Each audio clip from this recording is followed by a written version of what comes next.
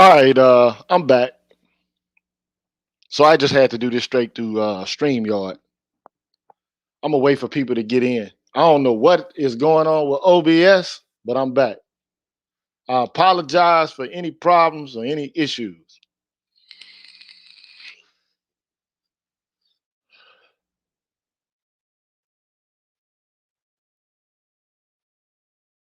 Wait to see if the people come in.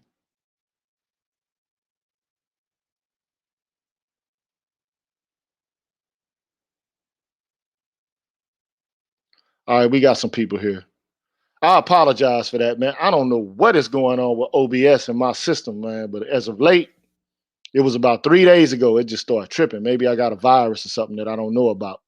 So, oh well. Oh well. But anyway, so this is much better. Good.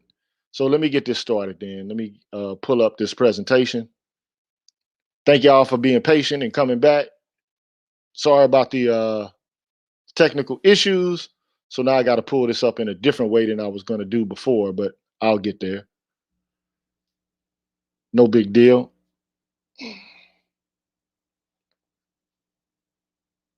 Now I got to pull it up. So I apologize for the delay and all the technical issues, but shit happens.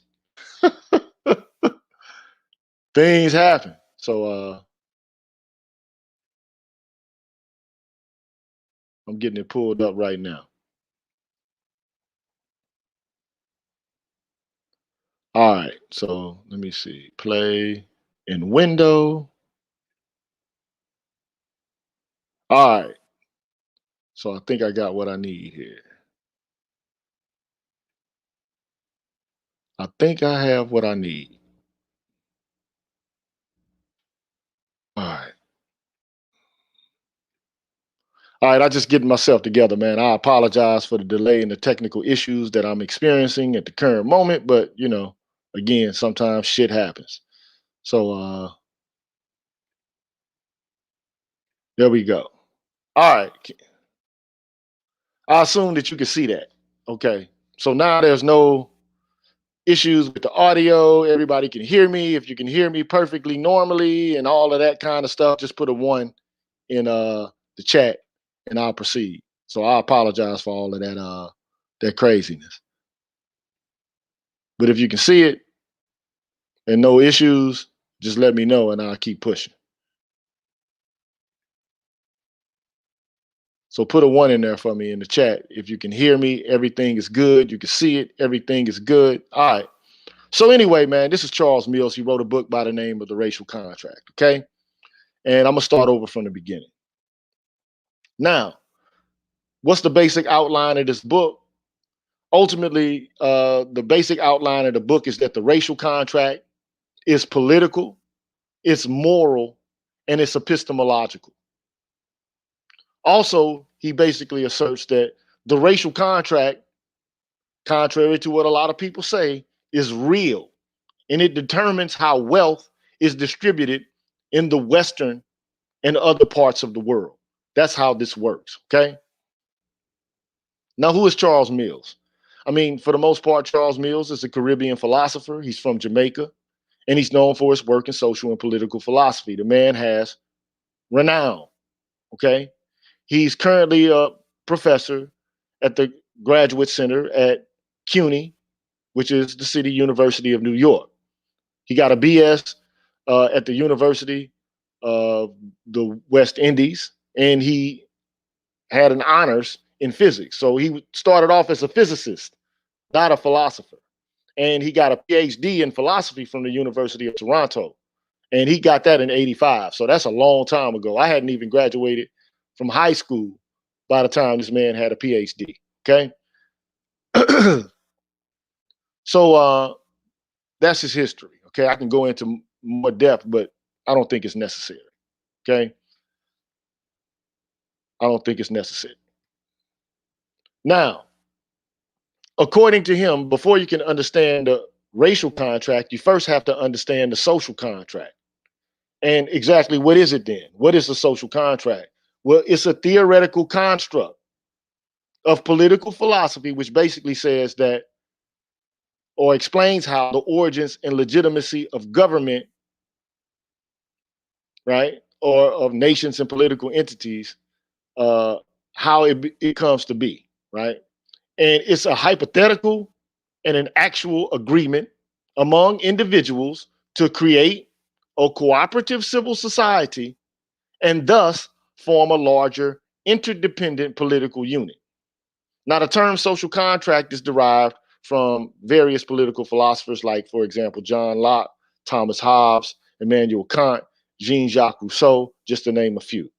And a famous phrase attributed to Thomas Hobbes is that before the creation of government by means of the social contract, humans were in a state of war, okay, where every man lived for himself. And in such a situation, life is nasty, brutish, and short. So that's how Thomas Hobbes characterizes the state of nature, right? And he uses this construct to talk about the social contract, all right?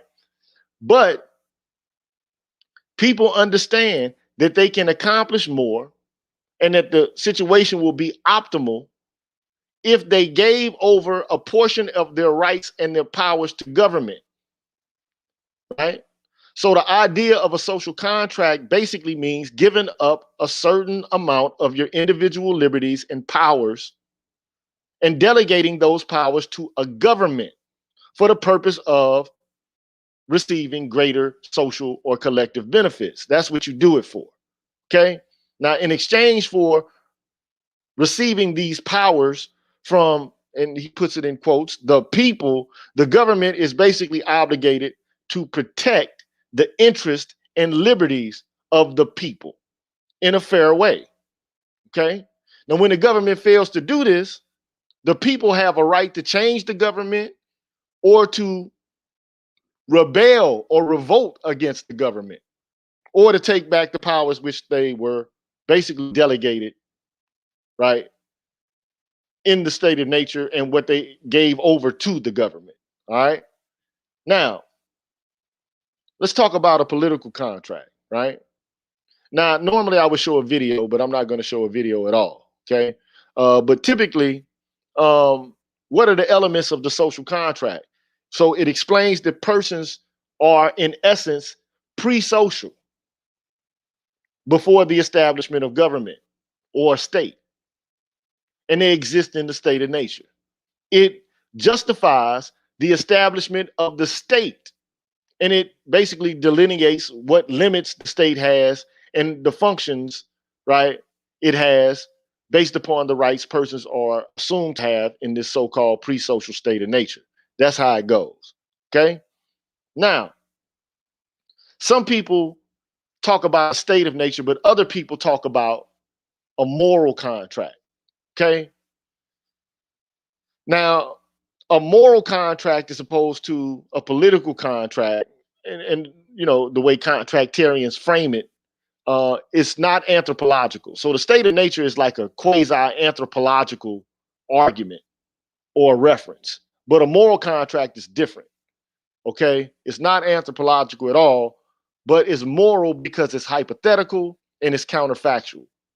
And this so-called hypothetical and counterfactual moral contract is supposed to allow for the development of social norms, the rules that are supposed to govern how social interaction takes place.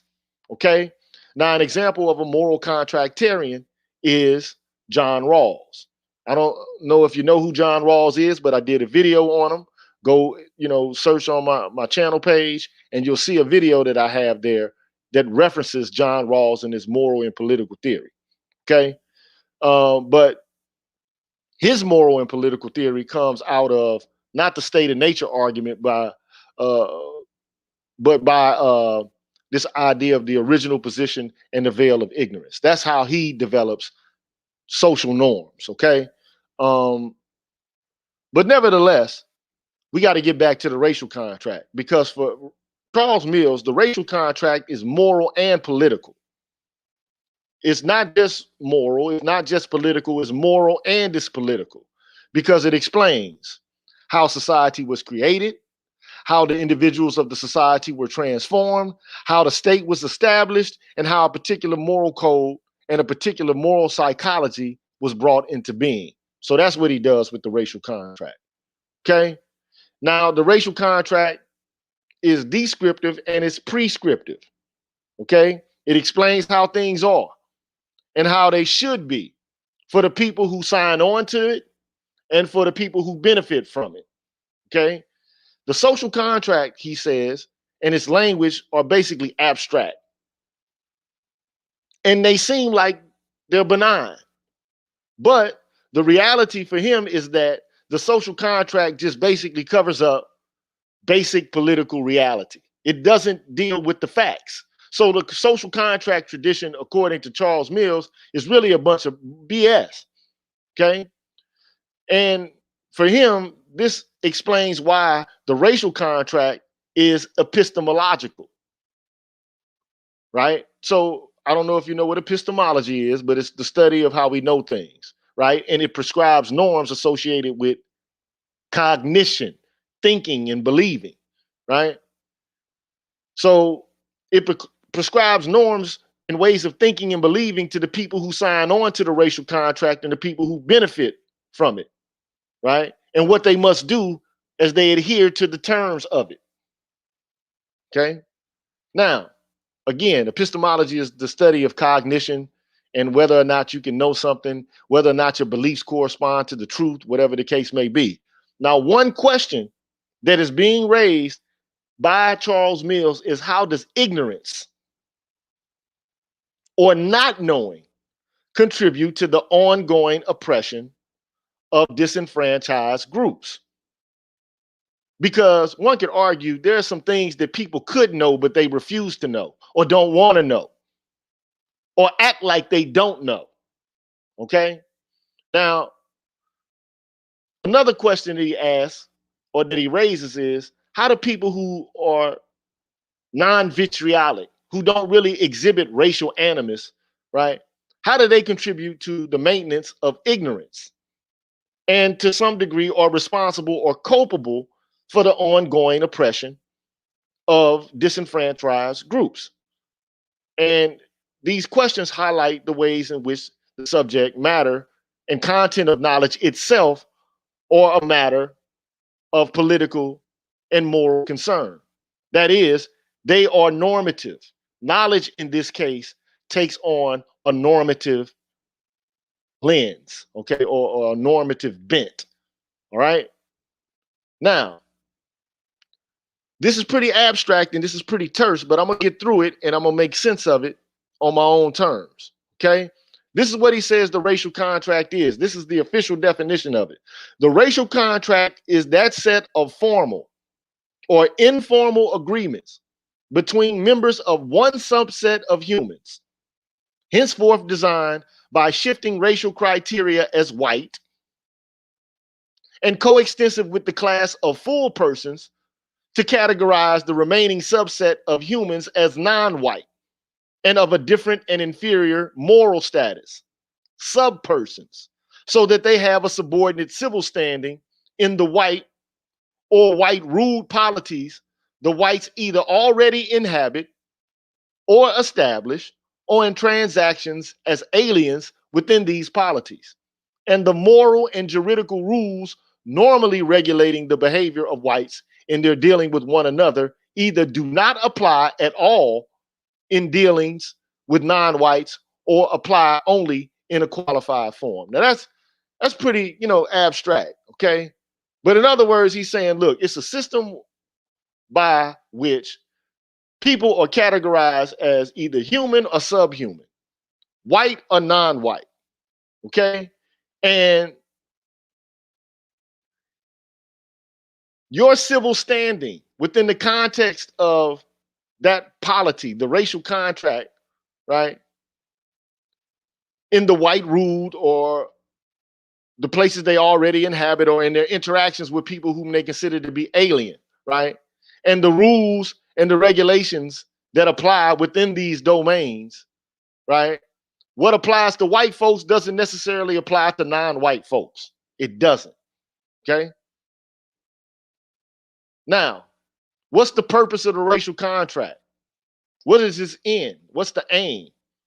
It's the differential privileging of whites as a group with respect to the non-whites as a group, and the exploitations of their body, their land, their resources, and the denial of equal social economic opportunity. Okay? All whites are beneficiaries. All whites are beneficiaries of the racial contract, although some white folks have not necessarily signed on to it. You might not have signed on to it, but you still benefit from it if you're white. That's what he says. Okay? And he argues that the social contract that they use and that they put forward is really a racial contract. They're not telling the truth. They're not being fully disclosive here, because the contract to establish society is supposed to turn raceless, because they don't make mention to race, right? When they talk about the state of nature and so on and so forth. But it's supposed to take raceless, uncivilized men and make them social creatures. But he argues that it's really nothing more than the establishment of a global racial state, or as Mills calls it, a racial polity. Now, how does this work? Okay. So the social contract takes natural people and turns them into civilized people, or takes a natural man and turns him into a civilized man. But the racial contract transforms human populations into white and non-white men. That's what it does. That's what actually occurs, okay? So we can talk all the nice language about freedom, liberty, life, liberty, property, and so on and so forth, natural rights. But the reality is, those rights didn't apply to black folks, did they? At the same time, they established and developed these ideas and these concepts. They didn't apply to the Native American population. They didn't apply to the Asian population. They only applied to themselves. So then he goes on to say that the whole concept or the role of the state of nature is altered by the terms of the racial contract. Now, what does this mean? He argues that the role played by the state of nature becomes radically different. See, in the white settler state, its role is not primarily to demarcate or to create a difference or to draw a line, right, between the pre-political state of all men, who he says are really white men, but rather to permanently establish the pre-political state of non-white men. That's what it does. So let me read that again, just in case you missed it. The role played by the state of nature then becomes radically different. In the white settler state, its role is not primarily to demarcate the pre-political state of all men, but rather the permanently pre-political state, or perhaps better, non-political state of non-white men. White men who are already part of society encounter non-whites who are not, who are savage. They are residents of the state of nature, characterized in terms of wildness, the jungle, and wasteland. You see this happening at the current moment. It's not like this hasn't changed. It's still the same. Okay? Because non-white men still exist within the state of nature in relation to them who are civilized. Okay? Now, the racial contract establishes a racial polity, a racial state, and a racial juridical or a racial justice system, where the status of whites and non-whites is clearly demarcated, whether by law or by custom. And the purpose of this state, by contrast with the neutral state of social contractarianism, is to maintain and reproduce this social order, securing the privileges and advantages of the full white citizens and maintaining the subordination of non-whites. Now, that's what he says, okay? That's what the racial contract does. And it's done, he argues, with white consent. The consent expected of white citizens in part conceptualized as a consent, whether explicit or tacit, whether you openly consent to it or whether you don't say anything about it and you go along to get along with it, right?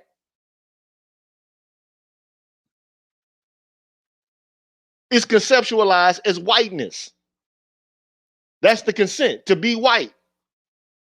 Now, I'm just gonna be, look, I'm just saying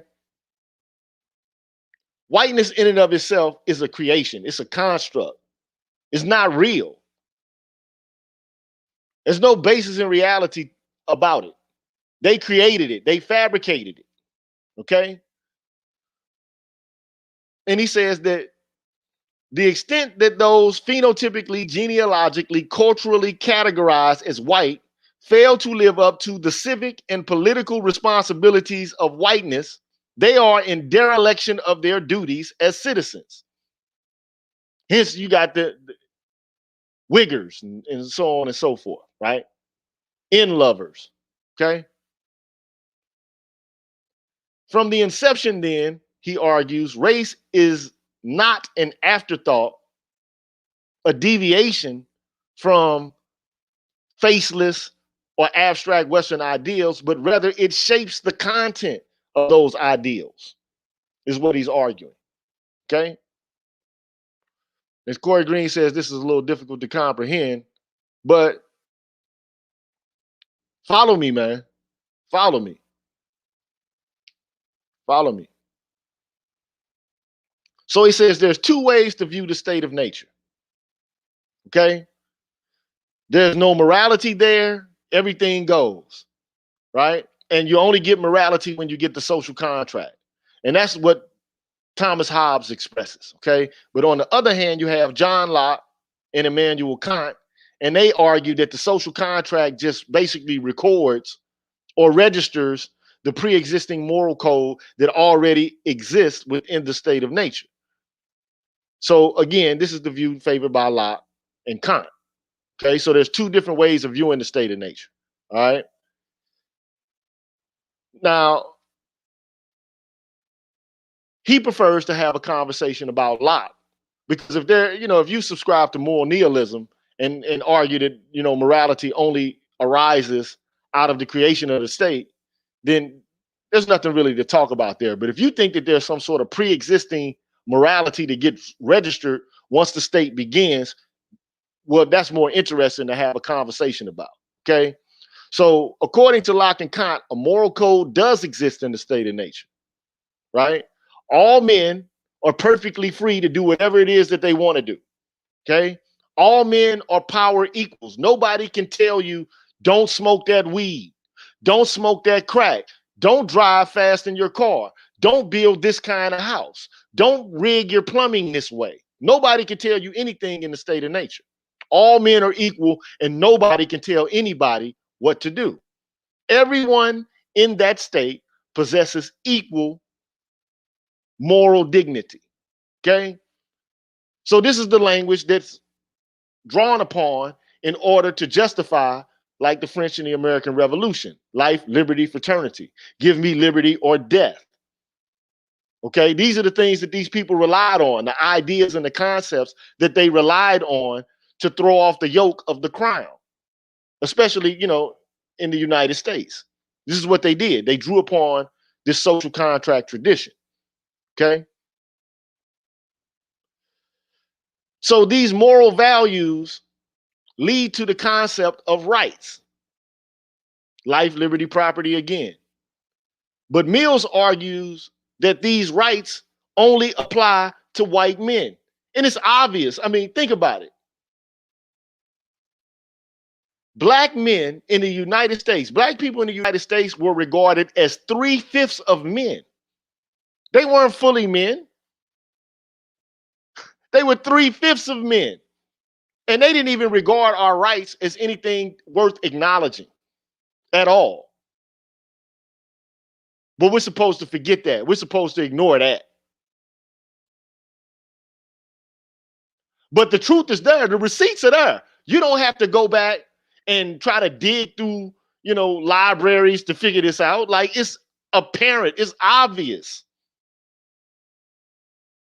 I don't know, like, why we have to jump through mental hoops and go through mental gymnastics in order to make this clear. All you see from the beginning of the settling of this country up till now is racism. I mean, we act like it doesn't exist, or some black folks even act like it doesn't exist. And I'm like, well, how is it possible that you're able to jump through these mental gymnastics hoops? How are you able to do it to argue that it doesn't exist? I can't even fathom why anybody would do it, other than they feel as if they found a comfortable place within it, and they don't want to, shake up or, make any noise, so as they'll go under the radar, or they'll get a pat on the head from Zaddy. That's the only reason I could think these guys would articulate these kind of concerns at all. That's just my viewpoint on it. Okay. So the terms of the racial contract set the parameters for white morality as a whole. So that competing Lockean and Kantian tractarian theories of natural rights and duties, or later anti-contractarian theories, such as 19th century utilitarianism, are limited by stipulations. Now, I don't know if you know what utilitarianism is. I don't know if you know what deontology is. You know what the natural rights tradition is because you know about life, liberty, and property. You should know that.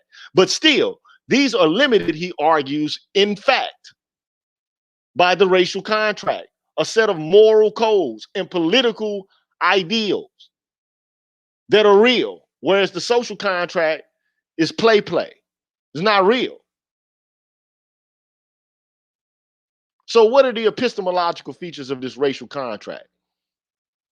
He argues that the racial contract has its own way of registering what counts as moral and factual knowledge. Okay, what does that mean? It has its own unique way of counting or establishing what actually counts as knowledge. And he says there's an epistemological contract, a cognitive contract embedded within the racial contract. In the social contract, reason is supposed to be given to you by God, which enables you to understand the truth, right? But in the racial contract, you have to deny the truth. You have to deny what's right in front of your eyes. You have to lie. The racial contract is based upon refusing to observe the truth. Okay, that's what it is. The requirement of so-called objective cognition, factual and moral, in a racial polity are, in a sense, more demanding in that officially sanctioned reality is divergent from actual reality.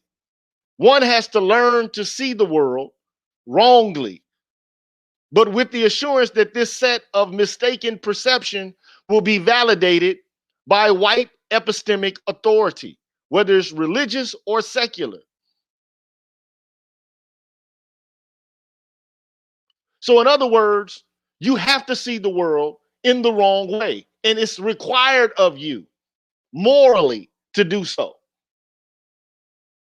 and politically to do so. So that's why he says the racial contract is moral, political, and epistemological. It's moral because it circumscribes your behavior. It's political because it perceives the state and different people in different kinds of ways. One group of people are human, others are subhuman. And it creates a form of knowing things that has no basis in reality whatsoever. This is how it works. Now he's going to go into depth, so I'm not going to be here forever, but I got to get through it. Okay. So in effect, on matters related to race, the racial contract prescribes for the people who sign on to it what he calls an inverted epistemology. An epistemology of ignorance is what it calls for. A particular pattern of localized and global cognitive dysfunction, which are psychologically and socially functional, producing the ironic outcome that whites will, in general, be unable to understand the world they have made, they themselves have made. They don't, like, a lot of these people don't even believe that they're racist. But the funny thing about it is, now you got black people who don't believe that they're racist because they have the same kind of cognitive processes as they do, but they don't benefit from the contract the way white folks do. This is the irony of all of this. So the racial contract is based upon an epistemology of ignorance, not knowing, or refusing to know what you could know, and the promotion of lies that have to be maintained as the truth. And a bunch of people ignoring the fact that they are involved in a process that regards other people as subhuman. This is how it goes. It has to work this way. It has to create a different way of knowing that's inverted, that it doesn't have anything to do with the truth. Okay? Now, the racial contract is real. Now, most scholars are like, if you talk about the state of nature, they'll say, look, the state of nature doesn't really exist. It's a concept used to establish ideas that help us to develop concepts and legal terms such as rights, natural rights. Okay? So I personally don't believe that there ever was such a thing as the state of nature, because human beings are naturally social. Like dogs are naturally social. Monkeys, apes, gorillas are social. They're social animals. Fish are social. Birds are social. Okay?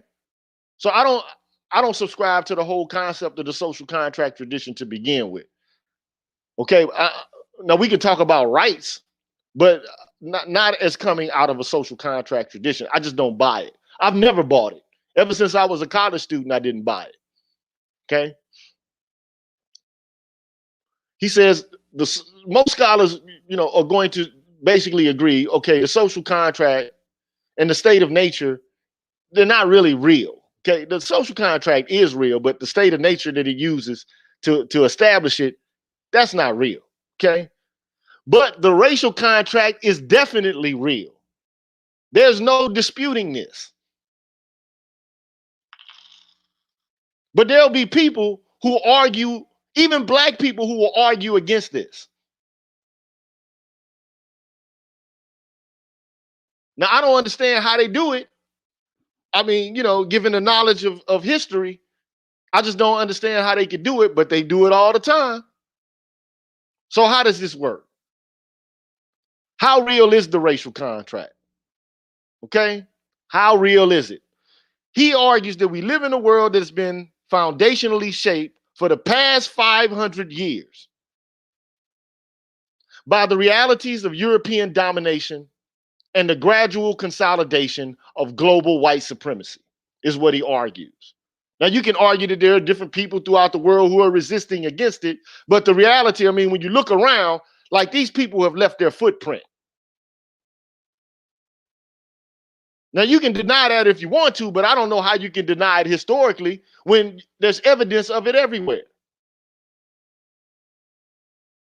They, Europeans, have established themselves as the lords of mankind. That their way of doing things, their form of dress, their form of ethics, their form of family life, their form of everything is the right way to do things. Now, I don't understand what someone else would not understand about that. Like, I'm confused when people say anything to the contrary, especially black folks. It confuses me. It almost gets to the point where it frustrates me. But I try to be patient because I know a lot of black people suffer from post-traumatic slave syndrome and Stockholm syndrome, although they would deny it. And there's a reason for it. And I think it'll become apparent as I continue to go through it. Right? Now he says that no single act makes up the racial contract, but there's a series of facts that make it up, that comprise it, right? You have papal bulls. You have colonialism to point to. You have the discovery, and I put air quotes in there, the discovery of lands that are already inhabited. You have international laws, pacts, treaties, legal decisions like Dred Scott, academic debates that position non-whites as subhuman. All you got to do is read the books. Then you have formalized legal structures that treat different people differently. And they have informal structures that perform in the same way. But some people deny it. I don't know how, but they do. So the racial contract is comprised of several parts. So there's the expropriation, slavery, and colonial contract. What's the expropriation contract? The right to take away Native American land.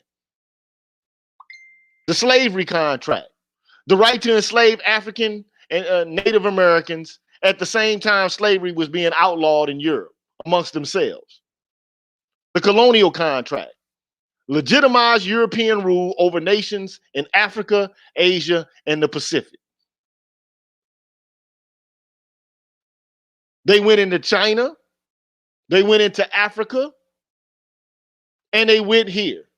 One could argue that this, they've gone everywhere. The Americas, Asia, and Africa. Where else is there to go? Australia? That's Pacific Islands, right?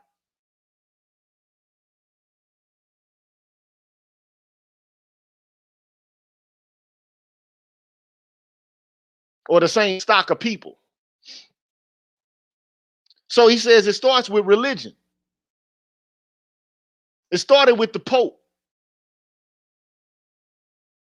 And the Pope basically made Native Americans renounce their own culture and their own gods and to accept Christ as their personal Lord and Savior. And also Christ's representative on earth, which of course is the Pope. So renounce your God, renounce your culture, and adopt ours. Why, pray tell? Because yours is substandard and subhuman and subcultural. These are facts. They cannot be denied. This is historical record. You can go back and look at the papal bulls. They made Native Americans take an oath in English and in Spanish and whatever different kind of languages. They made these people, well, Spanish was the language, so let me just be accurate here. They made these people take an oath in Spanish. They couldn't even understand it, but they made them repeat it. They forced them to repeat the oath and to renounce their own culture. Now, they resisted against it, but I mean, when you got guns and muskets and swords, I mean, what do you do? And how long can you resist?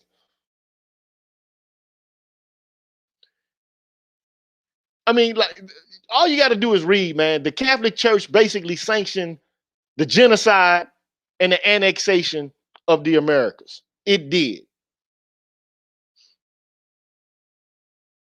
This is just how it is. Okay? It's not just an expropriation contract, it's also an exploitation contract. Okay? Global European economic domination. The main point of racial hierarchies to begin with is to gain material advantage. That's what it is. To get resources and to regulate wealth. That's what it's about.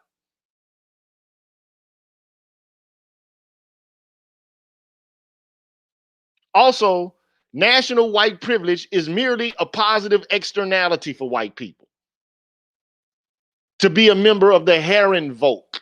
I don't know if you know what Herrenvolk means. You know what folk means. Volk is a reference to what we would consider to be folk. Herren means master, master race, master folk. Now, the narrative that is usually told is that Europe advanced because of, their work ethic and how hard, they strove to create, a beneficent culture. But like, let's just be honest. How did they come to be where they are? They only advanced because of expropriation, slavery, and colonialism. That's how they came up.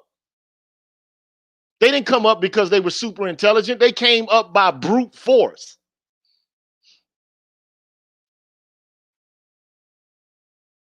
That's how they came to prominence.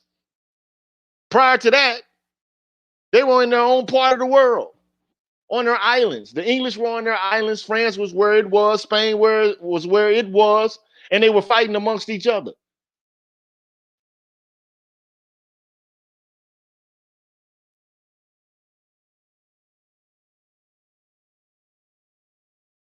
These are the facts.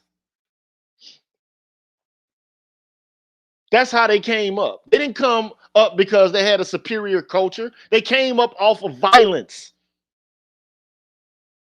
They came up because they took shit.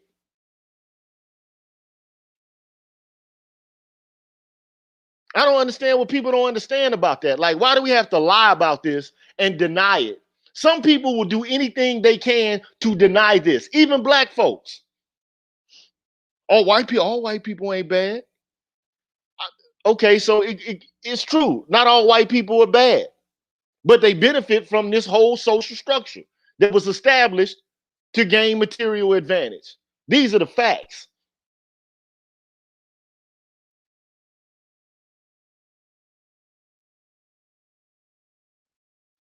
But here's the kicker, and this is what really trips me out. The racial contract, it norms, meaning that it attaches value to not only races, but to spaces, to geography. Do you hear me? Not only does it argue that like there are people who are subhuman, but it asserts that there are certain spaces, particularly those spaces where the subhuman people live, right? Those spaces are subcultural, wild places, jungles. They're pathological. So what it does is it separates civil spaces from wild spaces. In the white state of nature, which leads to the social contract, space is neutral. It's neutral. And its people are not innately defective. However, white space is civilized space, and non-white space is non-civilized space.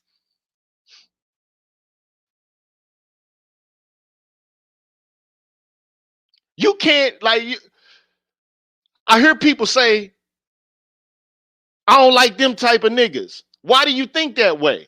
Because you think like your master thinks. You think like Zaddy thinks. Because he created this way of thinking, this inverted epistemology, this way of seeing the world is not really a fact about the world, but some shit that they made up in order to gain material advantage. And if you dare even utter this to these people who have been so indoctrinated, who suffer from Stockholm syndrome or God knows what else, they'll even want to fight you instead of fighting Zaddy. They'd rather kill you than kill Zaddy. They'll be more mad at you for bringing up the fact than they'll be at the people who enslaved their ancestors.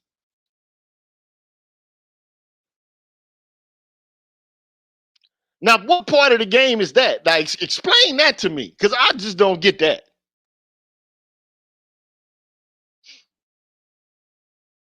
I don't get it. But anyway, non-white spaces are filled with wild men and savages. These spaces are uncultivated and need to be tamed. They have to be terraformed. The niggas there or whatever group of people are there need to be brought to heel. Or either they need to be incapacitated or, even better yet, exterminated.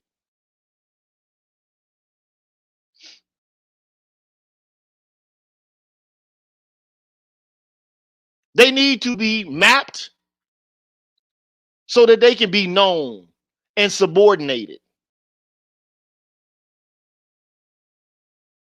Heavily policed.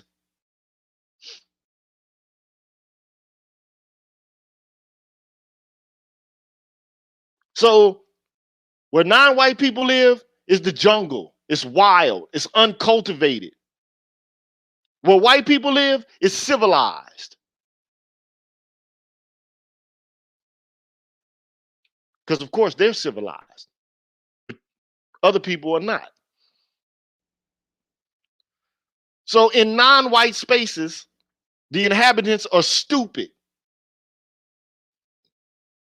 They lack something epistemologically. They're lazy, which means that they're innately immoral. But the last time I checked, it was black people's labor that built this motherfucker, didn't it? I mean, if they were so industrious, why didn't they create the industries with their own inhabitants? Why didn't they use indentured servants and continue to do so?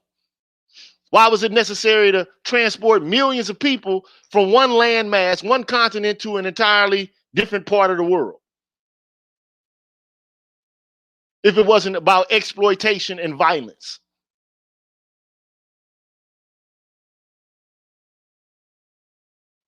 I'm just asking the question. But to even discuss it or talk about it, oh, why are you talking about the race thing? Why I'm not a racist. And you got black folks that'll say the same thing. Why are you talking about race?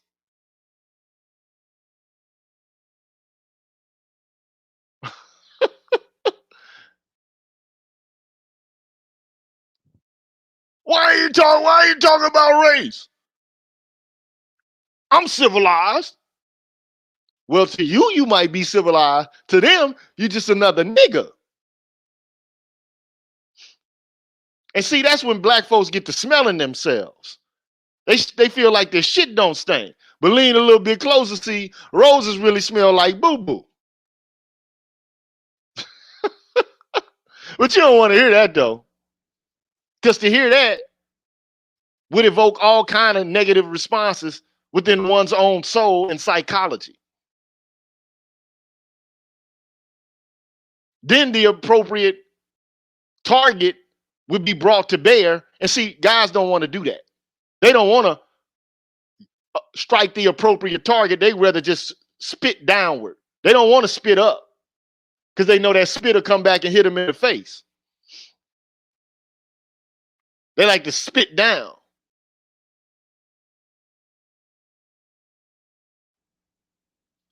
So what happens to non-white spaces after conquest? Ghettos, shanty towns, inner cities, reservations are filled with alien others and are still deemed to be uncivilized spaces.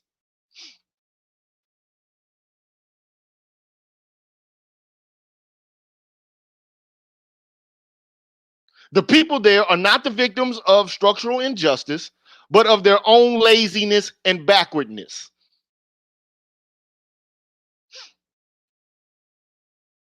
Seems like the Native Americans was doing just fucking fine before they came, right?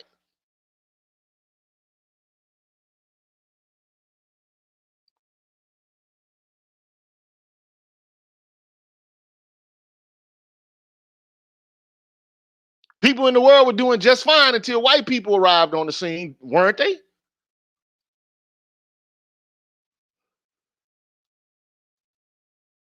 Or before Europeans arrived on the scene.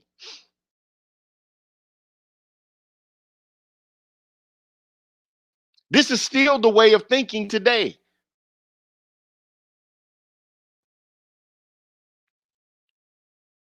So the contract, the racial contract, norms and races the individual. It establishes personhood and subpersonhood. The non-white body carries around non-white ideals about the state of nature itself. This is the killing part, because the body of a non-white person in a white space is akin to bringing the jungle with you. This is why you get Karen situations. This is why you get calls for bird watching and taking pictures of birds in the park. This is why Becky calls when you cooking barbecue, because you bring the jungle with you.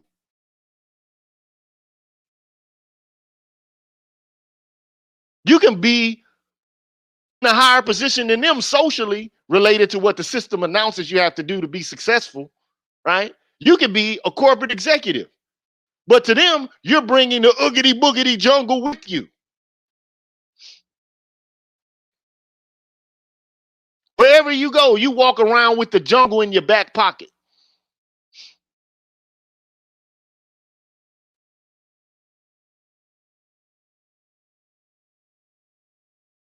But you one of the different ones, though, right? You're different. You're special. You got respect from white folks, right? They treat you differently, right? You're the exception to the rule, though, right? Or so you believe yourself to be, a lot of you. Oh, I'm civilized. I'm of a higher moral standard than the rest of those guys. Really? I'm better. I'm more civilized. I'm civilized. Really?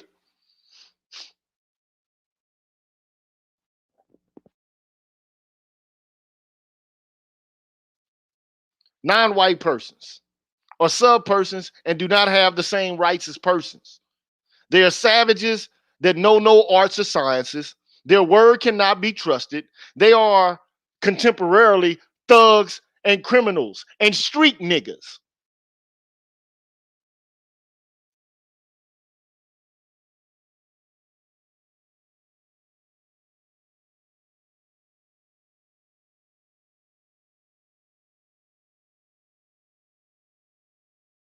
Hmm? Hmm?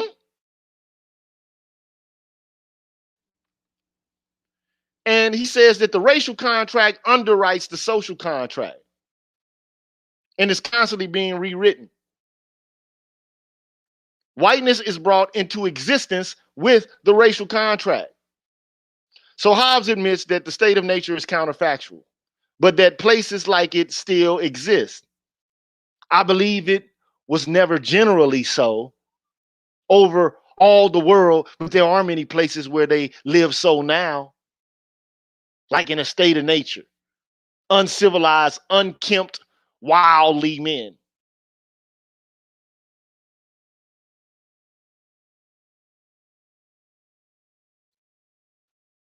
So John Locke, the developer of the idea of pre-social equality and morality, had investments in the slave trade. So you're philosophizing about how people in a state of nature exist in a state of social equality, but you got investments in the slave trade.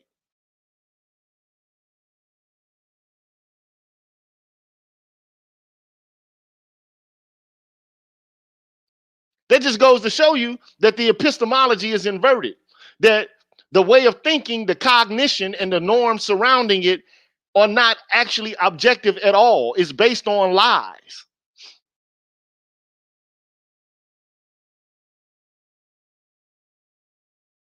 You have to believe or perceive the world in this way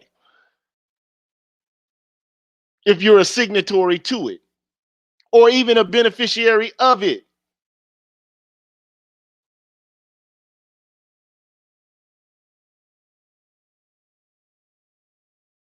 Kant, Immanuel Kant. This is a philosopher who basically says that all persons have to be treated as ends and never as means to ends.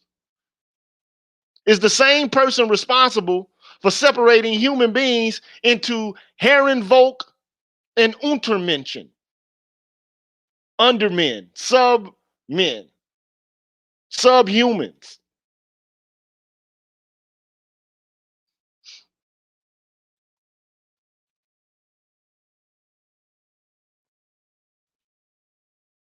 How the racial contract is enforced? How is it? Through violence and ideological conditioning. That's how it's enforced. But you don't see the violence as violence. The violence is law to you. A lot of you. Oh, he's breaking a law. He's just a low life nigger. You got black people doing this.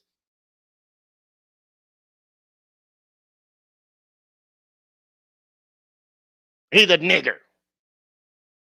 Uggity buggity. I mean, you can't even make it up.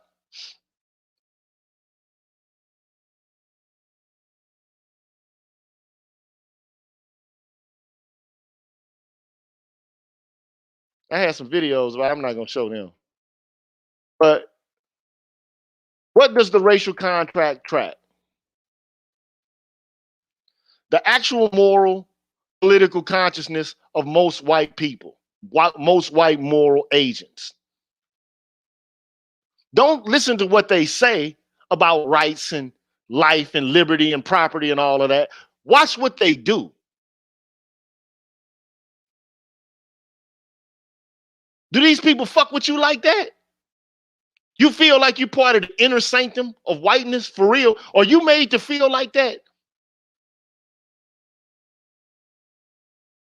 Now, if I talk about it, everybody wants to be up in arms. And we could talk about crime and criminality amongst black people. That's not the point. Because everybody, Cain killed Abel, motherfucker. Was they thugs or something? Moses killed an Egyptian. Was he a thug? Hamilton got into a gunfight with Aaron Burr over insults.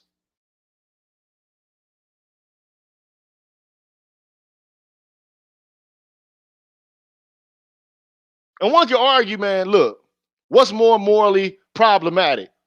Enslaving a group of people for centuries or selling fucking cocaine?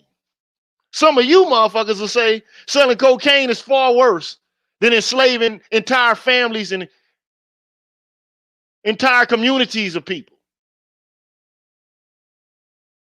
Although coke used to be the active ingredient in Coca-Cola, the moral fabric of society wasn't unraveling at the goddamn seams. Now, was it?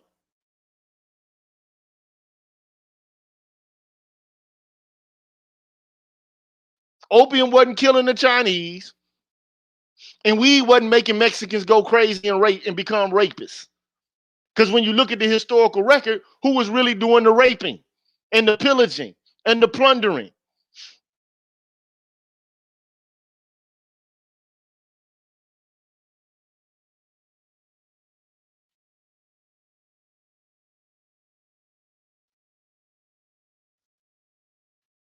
What non-whites know about the racial contract, or what they should know?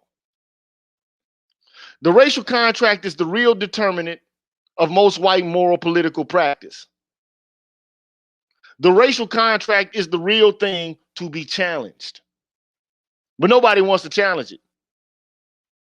Because to challenge it, you would actually have to put on your man pants. And nobody wants to put on the real man pants. They want to put on the pantsy pants and act like they being manly.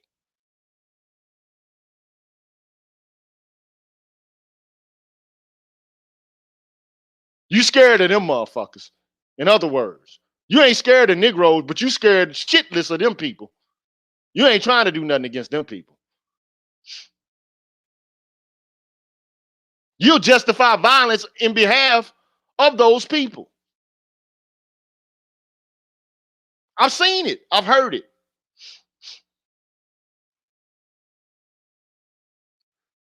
And in the end, the racial contract is explanatorily superior to the raceless social contract.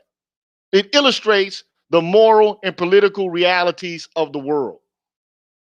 And it should guide normative theory. Now, this is Charles Mills. I just so happen to believe that he's right. And I've only given you the first part of his book, but then he goes and shows the receipts. So go buy the book and read it. But most of us think, we know things through common sense. We got all the information we need to know. All we got to do is go watch Candace Owens or some shit. She's gonna give us the real deal. Go listen to Candace, man. She'll fill you in on all the truth. Get you signed right up to Blexit, right? And I ain't saying the Democratic Party is better either, because both of them are complicit in this racial contract. How many of them, do you associate with on a daily basis in your social life? If you from the hood, how many times you see white folks come into the hood?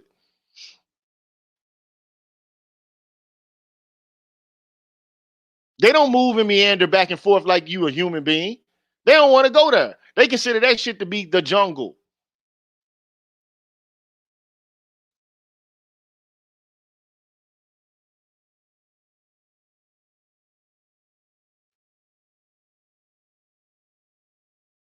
But if I say it though, everybody, they gonna have a what? A conniption? You gonna get mad at me?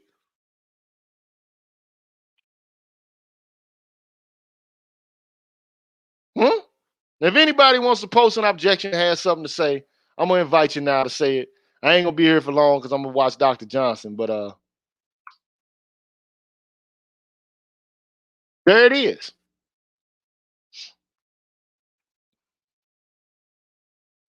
Here it is.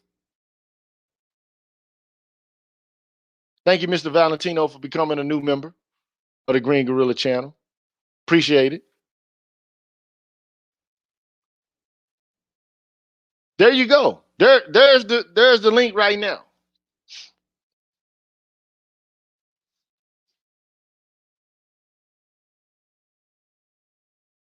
I'll wait.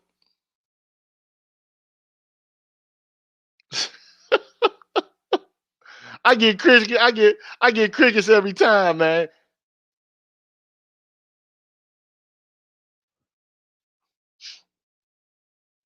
I get crickets every time. They don't want to come to my format because they feel like I'll rule the roost in the format. And I know some of you watching and hating. Hi, haters. What's good, brother Vanguard? You there? Yes, sir. Can you hear me? I can't hear you, man. Let me see. How about now? Can you hear him? Because I can't hear him. Damn. I'm on here in Hawaii with no service. Hello. I cannot hear you, bro. If you can, the Vanguard, speak up, bro. Can you hear You me? can hear him? Can you hear me? Okay, I can't hear him. So let me go to my settings, man.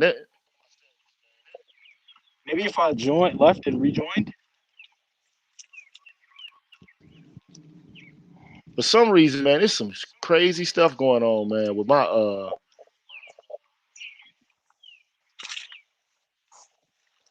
Okay, now I can hear you, bro. I can hear you now. Okay, is that better? Yes, sir. You Now can hear it me? wasn't anything that you did. It was something Okay. on my end. I haven't used StreamYard in a while. Okay, I'm out here in Hawaii, so it could have been that too. I usually don't have great service on these types of streams. But I'm a Corey Green in the chat, and I've just kind of had a couple questions. How do you think? I'm assuming that you've read and listened to Neely Fuller Jr. Oh yeah, I've heard Neely Fuller Jr. Of course. Now, how do you think his theory of racial dominance, basically lines up with this one. I mean, because I really find that they're saying the same thing. I think Charles Mills is obviously a bit more academic and theoretical and abstract in his explanations. But I think what Neely Fuller is saying, I mean, they're really saying the same thing. Would you disagree with that? I don't really think that they're saying anything different. They're just going about it a different way. Okay. You know, I mean, Okay. it's like going. It's like going to the store. You can take the A route or you can take the B route. You know, Right. but I mean to deny the fact that racism has been and is still an issue, and that the impact of it is just gone now, and that the reason that you got so-called other groups of people who were not as well off, and it's all owing to their laziness and immorality. That's just adopting the cognition and the inverted epistemology of the people who instituted these practices to begin with. Right. So the issue is that there's this kind of indoctrination that's happening, right? Similar to those Native American indoctrination schools that you referenced earlier. So I think what could a possible solution be some kind of, and I stated this, and I know it's controversial in the chat, some type of segregated education, some type of education that is going to be beneficial to each group. And when I say each group, I mean each race, each, whatever you want to, each tribe, however you want to put it. Because I don't think that anything is going to change necessarily if we continue to have these, black children in these situations where they're not only being miseducated but mistreated. So that instills a sense of inferiority into them, which is where you wind up with people who are saying, well, what about black on black crime? Some of these other things that you're right in terms of the indoctrination. Yeah, man. Like when I hear the black on black crime argument, all I can say is, well, what about white on white crime? Or well, there's more black folks committing crimes, than there are white folks. Well, how do you prove or demonstrate that? You got to go to statistics or arrests.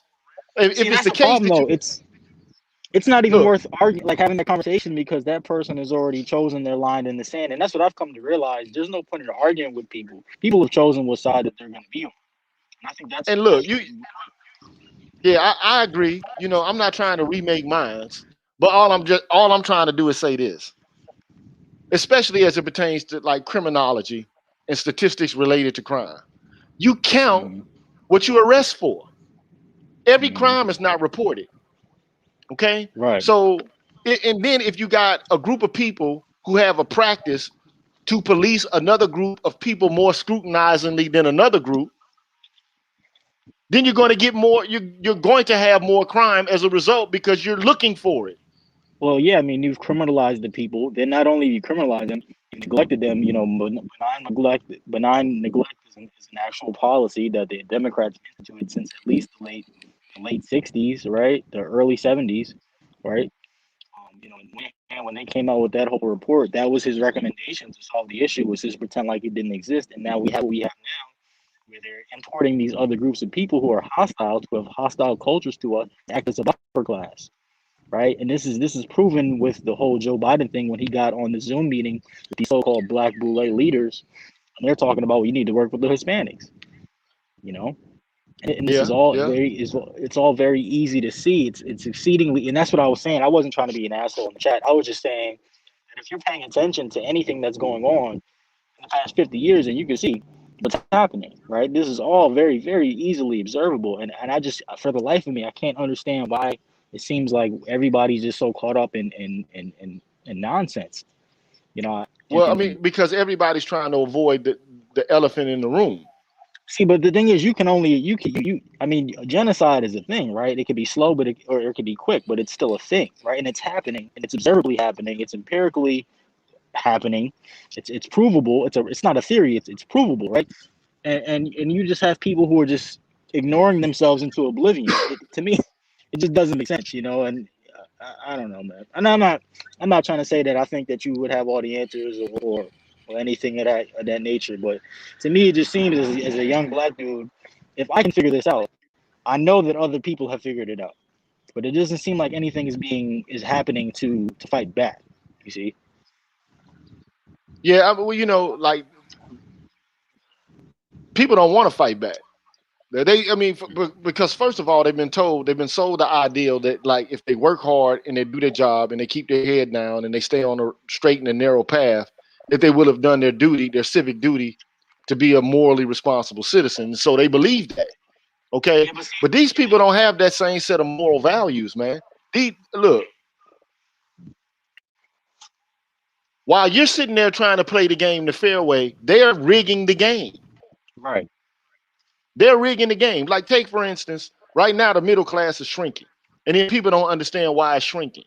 And it, like, even white folks are feeling this. The white middle class is feeling the sting of neoliberalism, financialization, and globalization. The corporate right, structure of America has changed, or like the corporations, they've changed. Their policy towards being competitive in the market has changed. right, So right now, the biggest impediment to the middle class and the burgeoning and the growth of it is something called financialization. I don't know if you know what financialization is, but there's no way for you to like John Henry your way out of that. right, You can't John Henry your way out of a structure designed to get people at the top of the food chain, the plutocrats, to make them rich. So right now, what financialization is, it's a change away from a structure of corporations where at one time, like if you were a young man, you would graduate from high school and you would go get a job. It could either be a job where you perform physical labor or you could be a white collar worker. But for the most part, when you got a job, you worked that job for 25, 30 years and you got a pension. Okay. And yeah, people who were CEOs and executives, they got paid more than other people. They got paid maybe perhaps 6, 7 times more than the average worker, but they didn't get right, paid like 80 times more than the average worker. right, And but what they did was they outsourced jobs to foreign markets like China, Indonesia, Vietnam, where the regulations surrounding the labor movement didn't apply. So I mean, and part of this was a response to Japan and you know and their market model because they became aggressive. They came with a whole series of products to electronics. Like I don't know, but like the '90s and the late '80s, man, like Japan was on point with yeah, their strategy. You know, related to trade wars with the U.S. Okay, right, but absolutely. but what's emerged is a corporate structure based on finance. Okay, so I mean, you see it everywhere, but you really don't notice it. Like Cash See, App, and it's interesting like because you see them you see them be they deploy cultural social engineering to kind of normalize the thought patterns that normalize these practices like neoliberalism, the privatization of everything, and the financialization that you're talking about. If you bring that up to people, then you're called a liberal or some kind of you're a lefty when you point out the exceedingly obvious you know um autocratic nature and the plutocratic nature of what's happening in this country, because like you said, it's not only affecting non-white people, but it's affecting white people. But when you actually start to point these things out to people, for instance, I'll give you an example. I'm 27. Um, I work, in IT. I do what I do every day for the most part, but every day I'm worried about the future in terms of pension and retirement and things like that. And what I'm noticing is that the people who are a couple of generations older, decades older, even my parents, they don't even have the answers for what we're going to be, how to sustain yourself in 50 to 60 years when I'm around retirement age. They don't have the answer for it. So the future of the country itself is up in the air. And if that's the case, I can only imagine what the ramifications are going to be for us when they say wealth is going to be at zero collectively by 2030, and we're still here talking about twerking on Washington. You know, man, look, all I can say is, you know, a mind is a terrible thing to waste, and a lot of us think that we're more virtuous than what we are, and that we right, have been able to figure out um, what's actually going on. Like we feel like we have things figured out and mapped out, and what the source of our failure is. And what I'm not saying is that black people should lie down and accept what's going on, or that like I'm not giving black folks a license to be immoral or right, lazy. But I don't see, but that's the retort though, right? It's like, oh, well, you're making excuses. No, the real thing to do would be to fight back. But Right. see, when you start talking like that, or to get People get smart scared. enough to outwit, but see, that would require a lot more effort and energy than it would be to go along and get along. You Hmm. see what I'm saying? And See, and, and that's what we're, yeah, and it seems go like ahead. we're just the only group that just doesn't have basic self-preservation in mind. You know, you can't go along to get I mean, that essentially, like Malcolm said, you know, you can only put so much creamer into the coffee until the coffee becomes creamer. You know, you can't continue to assimilate yourself like the Borg, right?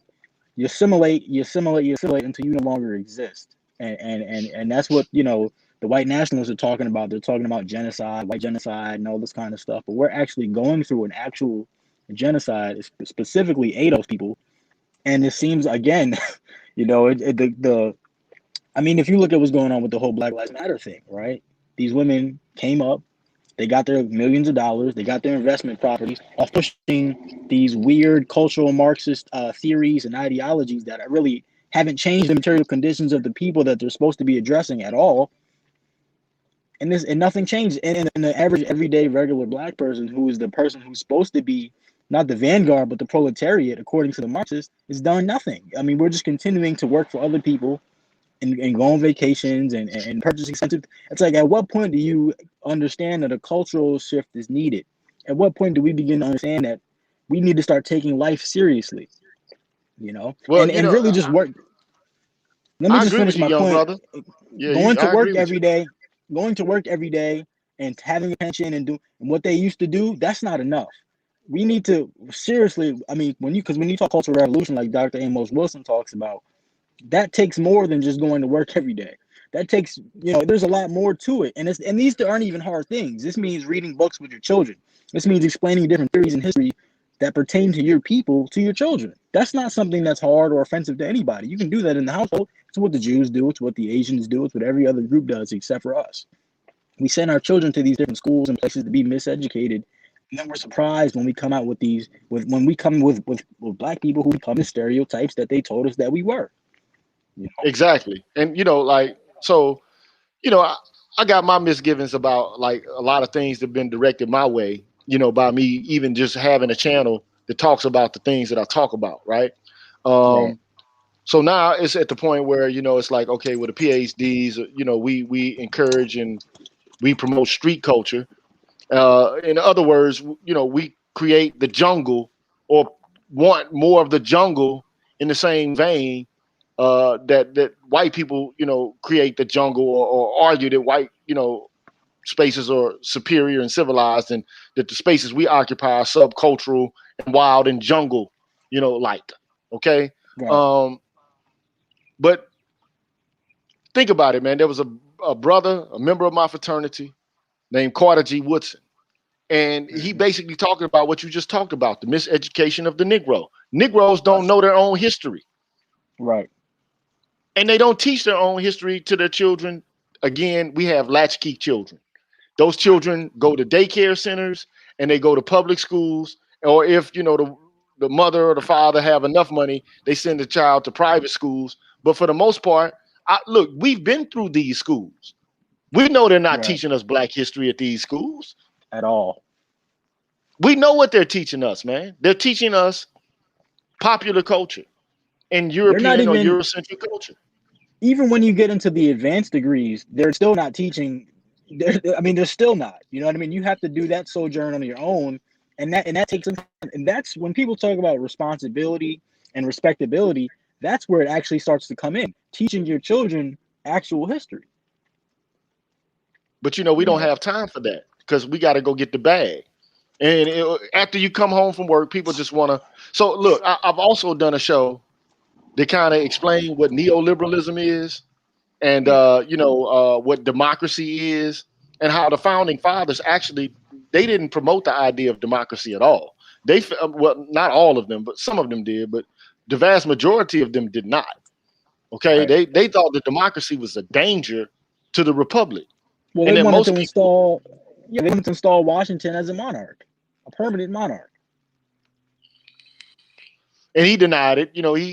he turned it down, and that's honorable of him, to a certain extent. But at the end of the day, man, for the most part, this over financialization of the world that we live in, like everything is about being like a consumer. Like you vote like you're a consumer. You choose the people you associate with like a consumer. So everything is based on economics now. But like when Hmm. you're in public life, you can't just think about what's in your own interest because you have other people to look after, right? And Yeah. there are other people who are going to be impacted by the decisions that you make. But right now, what we have is this interest group, and I'm not saying that there shouldn't be any interest group thinking at all, but the collective is not really actually addressed like in this country, man. People are not working towards what is best for everyone. You just got a group of people who are in power and they're using balkanization techniques to keep people divided along racial lines, gender lines, religious lines. I mean, anything they can do to exploit people and to, to get them to think about something other than what actually matters, because you got a small or a narrow group of people who basically control all the world's wealth. And the world is just sitting back like, okay, I'm good. Yeah. And it's easily I'm observable. good. But you know what? I'm Even that, because I get a lot of pushback. A lot of people say, well, when it gets to the elite, that whole, well, the Illuminati, it's not all white. But when you look at it and you look at the captains of industry and the real power brokers, they are. And everybody else who's under them. For instance, perfect example, the Boule, right, which is the Miss Leadership class that we have here locally in America. They get their marching orders from whatever white, headmaster or whatever you'd call that white Illuminati-esque organization. I don't want to get too much into tinfoil hat territory, but they take their orders from somebody who's non-black. And that's easily observable. But people want to just have their heads in the sand and pretend like this is not an extremely easily observable phenomenon. right. I get it, man. You know, and look, all I can say is, man, we're disorientated. Is to be expected. Like even in Greece during the time, directly after the so-called birth of Christ, you had Hellenized Jews, man. They were Greek Jews. So Hmm. I mean, it's no strange surprise, man, that you got Americanized Negroes. I mean, it is what it is. But then the question becomes like, is that working for us in the long run? Okay. Right. Um, what is our political orientation in the long run? Um, we are dealing with a situation, that is the damn near equivalent of that of genocide. And it's taking Right. place right before our eyes, but it's like a frog in boiling water, but the water is gradually being turned up. We don't feel it, we don't sense it. We're distracted with the bread and circus, entertainment, leisure, travel, all of these things. But this has been designed. These kind of social practices and orientations to the world are designed for us. So, all I'm trying to do is present some information. But me Absolutely. even being here presenting information, a lot of people find it, like insulting. I mean, they Right. don't. And to the question, there was a brother here who said, like, just recently, he says, "I fucks with you, GG, but I have to admit that a lot of PhDs in our group are useless." Okay, that may be true. Okay, but I mean, they may be serving a purpose that has yet to be made, useful. They may be doing something that may be used at a later point in time. But a lot of them are on the dole, just trying to keep their head down and work and get paid just like everybody else. I agree. But I think that overall, see, this is what happened, right? In the 60s and the 70s, there were no black studies programs, right? And these black college students who were attending these universities demanded that there be African American studies programs there, right? And so you Hmm. got them through protest, okay? We're talking about, there's a brother by the name of Stefan Bradley. He wrote a book about how black college students created these African American studies programs. Go check him out, man, and go check out his book. But over time, you did get black professionals in these positions, and integrationism became their goal. Like racial eliminativism and meliorism was their aim. And then what eventually ended up happening was, I mean, you get gender studies connected with Afro-American studies. So, and you get intersectionality and all of these theories, all the nationalistic professors, and like you had Dr. Malefe Kete Asante at Temple University. Uh, you had Mwala Karengo. I mean, regardless as to whether or not you think he was an Asian or whatever the case may be, at least it was Afrocentric. Now you have nothing Afrocentric in the university, Right. and so Well, they Afrocentrism has been replaced with feminism, basically, and intersectionality. And I don't know if you saw, but Tone Talks did a great breakdown of Kimberly Crenshaw's, original intersectional theory, and he basically pointed out that none of this even, like, she didn't even have citations in any of her work. Her, Bell Hooks, Michelle Wallace, like, these people aren't even held to the basic academic standards of a high schooler. They're right, just, because it's propaganda that's beneficial. They're allowed to just not be actual academics, which to me is just insane. right. So I do, like, I've critiqued the intelligentsia class myself. I basically said, look, if you're not orientated towards justice and changing the conditions of black folks, and you're just in it, to sell books, like, recording artists sell records, then, like, what are you doing? Like, Right. you're not pushing us forward.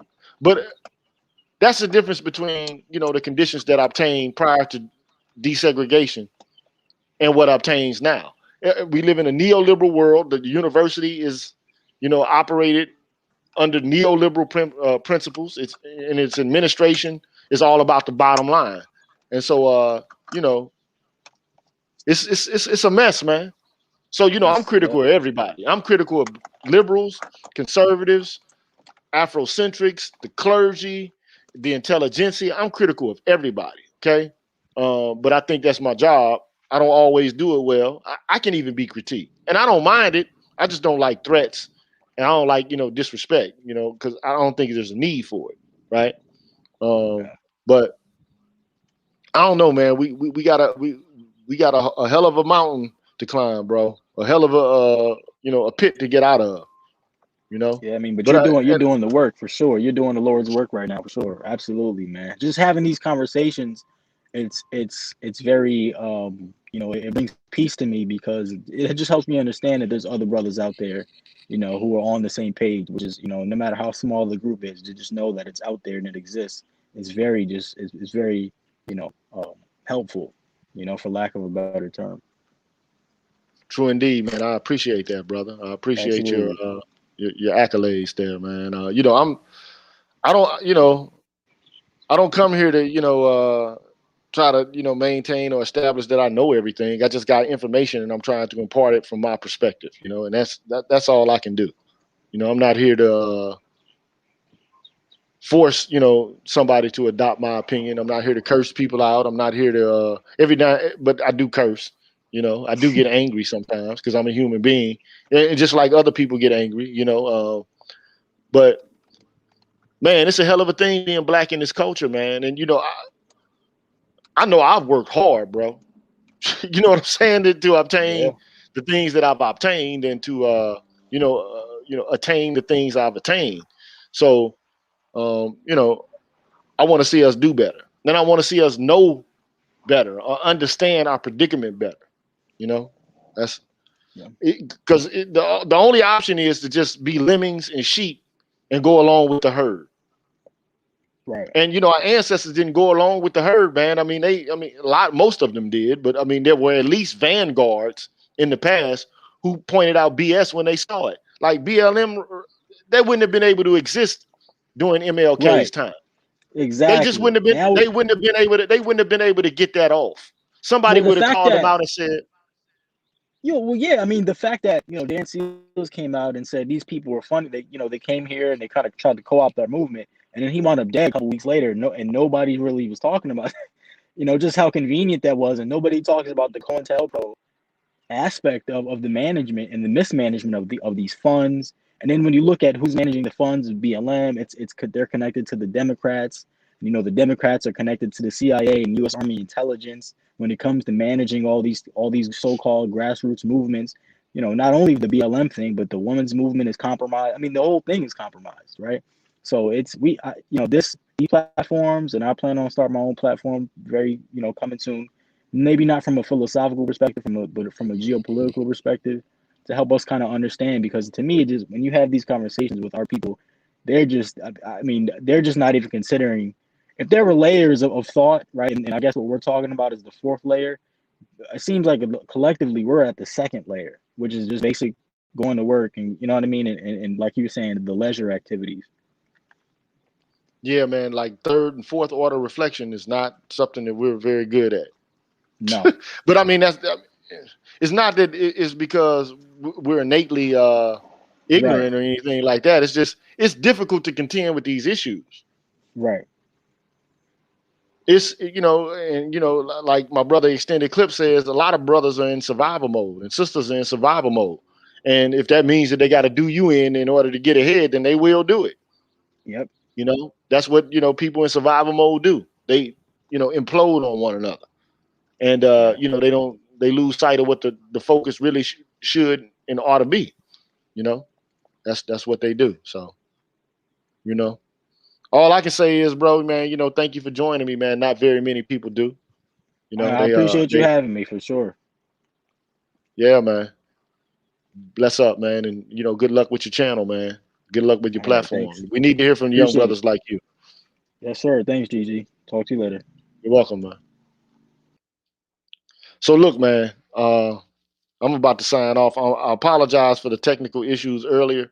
I don't know what's going on with OBS, man, in my computer, man. I might have to mess around and get a whole nother computer, man. And I didn't factor that into my budget, so it might take a little bit of time. So, but yeah, man, all I'm trying to do is explain to you what the thoughts of Charles Mills were related to the racial contract. Again, which he argued is the real contract, not the social contract. The real contract is a racial contract, right? Whereby human beings are split or cleaved into Herrenvolk and Untermenschen, humans and subhumans.